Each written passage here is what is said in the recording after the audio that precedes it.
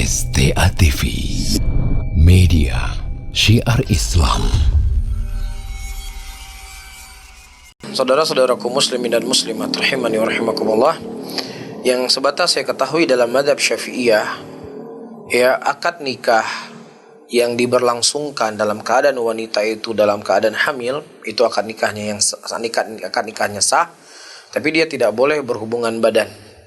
Tidak boleh berhubungan badan sampai bayi itu lahir, ya, dan selesai masa nifasnya. Dan sebagian pendapat ulama yang lainnya, di antaranya disebutkan oleh Al-Imam Ibnu Qayyim rahimahullah, tidak sah nikah dalam kondisi wanita itu dalam keadaan hamil. Ya, maka dia boleh diperlangsungkan akad nikahnya ketika sudah selesai bayi itu dilahirkan. Baru boleh sah, baru boleh dilakukan akad kembali. Tapi dalam mazhab Syafi'iyah seperti yang saya sebutkan tadi.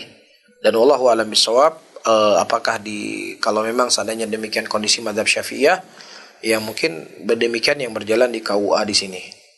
Ya, berjalan dari pihak pemerintah dalam menentukan hukumnya seperti ini. Wallahu a'lam bishawab. Namun para hadirin dan hadirat, perlu diketahui anak yang lahir tersebut dari hasil zina tadi, maka tidak boleh dinisbatkan kepada bapaknya.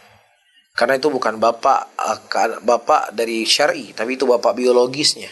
Berarti airnya betul air dia. Berarti nanti anak itu tidak mendapatkan warisan, begitu? Tidak mendapatkan warisan dari bapak, karena itu bukan bapaknya. Makanya dalam Islam itu sangat menjaga yang namanya nasab, keturunan. Di antara bentuk Islam sangat menjaga nasab, maka dicambuk orang yang dia berzina dalam keadaan dia belum pernah menikah, dan diderajam sampai mati ketika dia sudah pernah menikah. Ketika dia berzina. Untuk apa? Untuk menjaga nasab. Ya, karena nasab itu sesuatu yang penting. Di dalamnya terdiri dari ahkam syar'i. Ya, masalah warisan, masalah mahram, masalah hak dan kewajiban. Banyak sekali perkara-perkara yang itu dibangun di atas nasab. Lah, kalau seandainya dia perwalian, dia nggak punya bapak, siapa bapaknya? Siapa yang mau bertanggung jawab kepadanya? Siapa yang menafkahinya? Siapa yang mewariskan hartanya dan mewarisi untuk dirinya? Maka ini banyak sekali kerusakan yang terjadi. Oleh karena itu, para hadirin dan hadirat, Islam memegang tegas tentang permasalahan ini, supaya nasabnya nggak hilang. Ya, tapi kalau seandainya perempuannya itu ya berhubungan dengan semua laki-laki, ya nggak tahu ini anak siapa ini. Ini baunya arah kemana? Karena semua air masuk ke situ.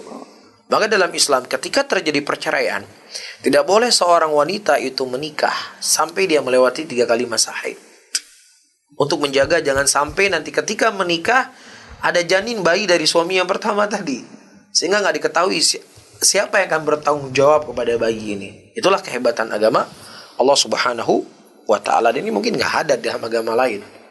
Ya, mungkin dia sudah bersuami saja, mungkin dia bisa berzina dengan perempuan lain, dengan laki-laki lain, dan seterusnya. Apalagi sudah cerai. Wallahu a'lam bishawab.